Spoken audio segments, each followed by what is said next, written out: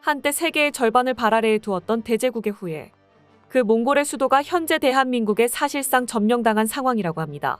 지금 몽골에 가보면 가게 곳곳에서 태극기를 발견할 수 있는 것은 물론이고 한국어를 구사하는 몽골인들이 곳곳에서 보일 정도인데요. 심지어 몽골이 조만간 한국과 하나가 되어 아시아의 새로운 강대국으로 부상할 수 있다고 합니다. 온통 한국으로 뒤덮인 몽골의 놀라운 현실에 대해 지금부터 자세하게 설명해드리겠습니다. 줄을 서서 기다리는 포장마차 맛집, 떡볶이는 물론이고 김밥, 새우튀김 등 길거리에서 흔하게 파는 음식들은 파는 이 맛집은 음식을 내놓기만 하면 순식간에 매진되는 맛집으로 유명합니다. 손님들은 떡볶이를 입에 물면서 맛있다는 감탄사를 내뱉습니다. 그러나 놀랍게도 이들 입에서 나온 말은 한국어가 아니었죠. 이들의 정체는 바로 몽골인.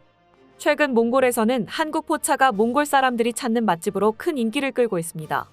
몽골 수도 울란바토르에서 성업 중인 둥지 포차는 한국 여행객들뿐만 아니라 몽골인들의 입맛을 사로잡을 정도로 현지에서는 잘 알려진 가게라고 합니다.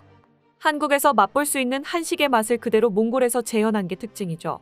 이뿐만 아니라 한국 길거리에서 흔히 볼 수 있는 GS25 편의점은 물론이고 CU까지 몽골에서 흔히 볼 수 있다고 합니다. 몽골은 현재 한국 전성시대라고 해도 이상하지 않을 정도로 길을 가다가 보이는 모든 것들이 한국풍이라고 해도 과언이 아닙니다.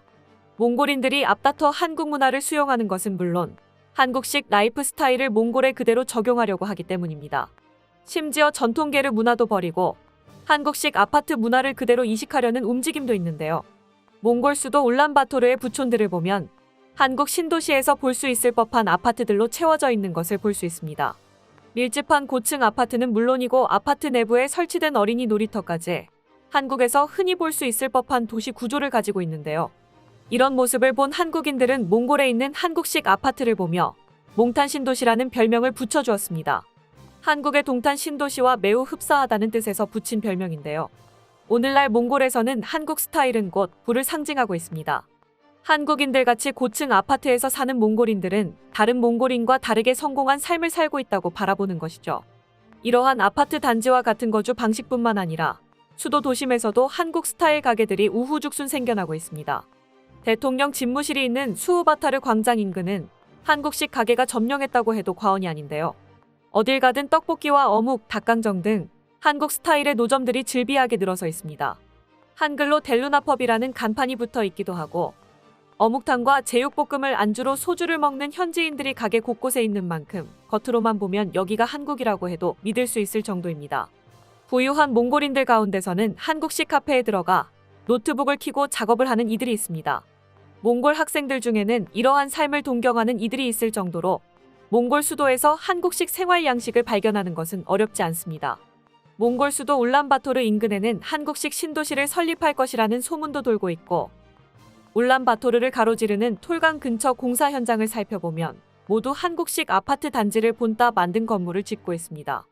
말 그대로 몽골이 한국화를 스스로 자처하며 과거 몽골의 모습을 던져버리고 한국을 따라하고 있는 상황인데요. 몽골 대통령도 친한파를 자처할 만큼 한국에 푹 빠져 있고 몽골 엘리트 계층도 한국어를 스스로 배우고 있는 것이 현실이죠. 그런데 어떻게 해서 몽골은 한국에 빠지게 된 것일까요?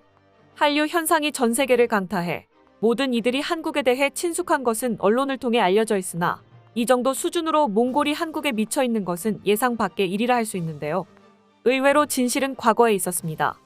바로 한국과 몽골이 같은 뿌리를 두고 있는 한민족이고 한국에 대해 강한 친밀감을 가지고 있기 때문입니다. 과거 몽골 초원에는 여러 유목민족이 살고 있었습니다. 흉노라 불리는 이들이 초원을 지배하면서 그들 나름의 문화를 일구며 중화문명과 교류를 이어갔는데요. 사실 알고 보면 이들 흉노 민족, 몽골의 조상이라 할 수 있는 이들의 뿌리를 거슬러 올라가면 단군까지 이어지는 것을 확인할 수 있습니다.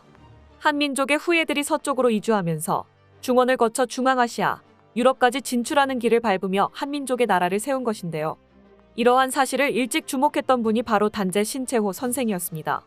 독립운동을 하면서 조선 민족의 역사에 대해 깊게 연구하셨던 신채호 선생은 조선 상고사를 통해 흉노 민족이 한민족의 후예라는 것을 밝혔는데요.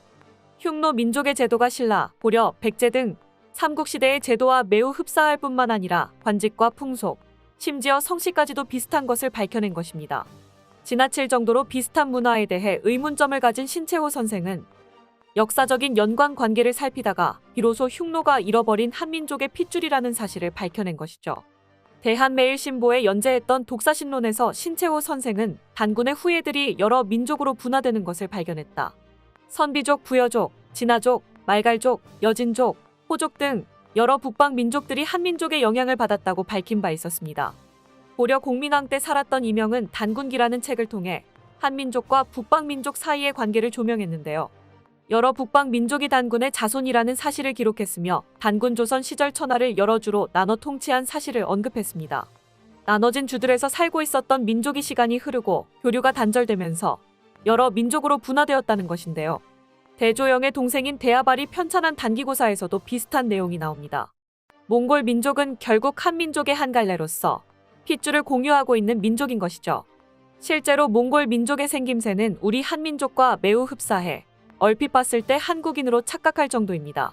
검은 머리에 검은 눈, 그리고 다부진 몸을 한 몽골인들은 일찍이 한국과 교류를 시작했을 때부터 한국인들을 형제라고 취급하며 끈끈한 애정을 드러낸 바 있는데요. 2004년 주한 몽골 대사였던 우르지눈데브 페렌페이는 몽골 사람은 한국을 외국으로 생각하지 않는다. 한국과 몽골은 운명적으로 때려야 뗄 수 없는 관계라고 평가하기도 했습니다. 그만큼 한국 몽골 사이는 각별하다고 할 수 있는데요. 한국 몽골 국가연합론은 이런 관점에서 부각된 이론으로 과거 큰 화제를 불러 일으킨 바 있습니다. 한국과 몽골이 여러모로 비슷한 점이 많으니 하나로 합치자는 아이디어인데요. 연대를 통해 연합국가를 형성하자는 제안입니다. 외교, 국방, 내정에 있어 한국과 몽골은 각각 자주권을 행사하되 경제나 문화면에서 연합을 통해 공동체를 형성하자는 접근이죠. 한반도 입꽃배 면적을 지닌 몽골과 한국이 하나가 된다면 엄청난 시너지를 낼 수 있다는 점도 이목을 끌었습니다. 몽골의 광활한 영토에 퍼져 있는 천연자원은 세계 10위 수준으로 그중 구리와 석탄 매장량은 각각 세계 2위와 4위를 차지하고 있을 정도입니다. 이를 산업에 활용만 할 수 있다면 몽골은 오일머니로 부자가 된 중동처럼 단숨에 세계적인 부국으로 발돋움할 수 있을 정도인데요. 문제는 몽골은 그럴 수 있는 기술력과 고급 인력을 가지고 있지 않다는 것입니다. 반면 한국은 이를 활용할 수 있는 고급 인력과 기술력은 갖추고 있어도 자원이 없다는 점에서 치명적인 한계를 가지고 있는데요. 만약 한몽연합체가 생긴다면 한국은 몽골의 자원을, 몽골은 한국의 기술력의 덕을 보아 지금보다 큰 경제 성장을 할 수 있게 됩니다.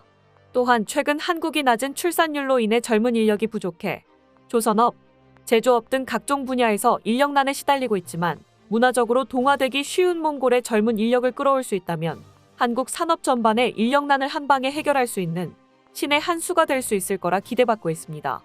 게다가 중국이라는 공동의 적을 상대해야 하는데 이 과정에서 힘을 합칠 수 있다면 경제적인 경쟁 비용을 아낄 수 있다는 점에서 큰 장점이라 할 수 있습니다. 이를 위해선 유럽의 EU와 같은 수준으로 두 국가의 경제적, 문화적 교류가 자유롭게 이루어질 수 있는 연합관계가 구축되어야 하는데요.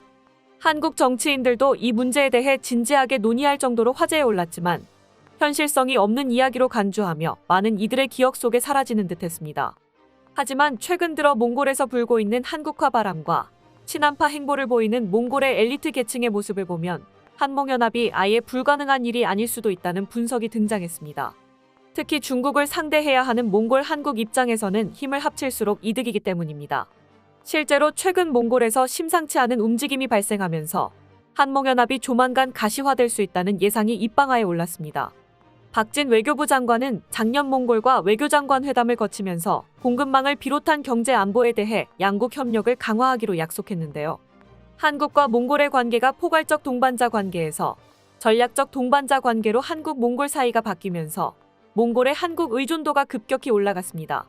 전통적인 우호 관계였던 중국과 러시아의 의존도를 낮추고 이를 대체할 국가로 한국을 점찍은 것이죠. 특히 히토류 개발에 있어 한국을 파트너 국가로 간주하고 몽골 정부가 한국의 도움을 요청한 것이 중요한 사건이었죠. 보통 중국과의 전통적인 관계가 있고 히토류 개발에 있어 중국의 영향력과 지분이 상당한 것을 감안할 때 지리적으로나 기술적인 부분에서 중국의 도움을 받는 것이 몽골 입장에서는 쉬운 선택이었을 것입니다. 그러나 이런 이점을 버리고 한국에게 제일 먼저 손을 내민 것이죠. 그동안 중국의 손을 잡았던 국가들이 빚더미에 올라 나라가 반쯤 중국의 손에 넘어가던 꼴을 보아왔기 때문인 것 같은데요. 몽골 정부는 한국 히토류 개발 업체와 업무 협력을 맺는 것은 물론 한국의 ODA를 받아 기술 및 자원 교류에 협력하겠다고 나서는 등 한국에 대해 무한한 신뢰를 보내고 있습니다. 한국 드라마는 물론이고 한국 콘텐츠에 열광하는 몽골 일반 시민들의 한국 지지 흐름 역시 무시할 수 없는 요소입니다. 몽골의 리테일 시장에서 한국 기업 점유율이 70%가 넘을 정도로 몽골에서 한국 기업들이 중국 기업은 진출할 엄두조차 내지 못할 정도로 강력한 영향력을 행사하고 있습니다. 아시아 전체로 뻗어나가고 있는 한국의 영향력으로 한목연합론이 더 이상 소설 속의 이야기가 아니라 현실로 이루어질 가능성이 높아지고 있습니다. 한국 몽골의 협력을 통해 아시아의 새로운 강대국으로 부상하는 대한민국의 미래를 기대해봅니다. 끝까지 시청해주셔서 감사합니다. 도움이 되셨다면 좋아요를, 다른 이야기도 궁금하시면 구독을 눌러주세요.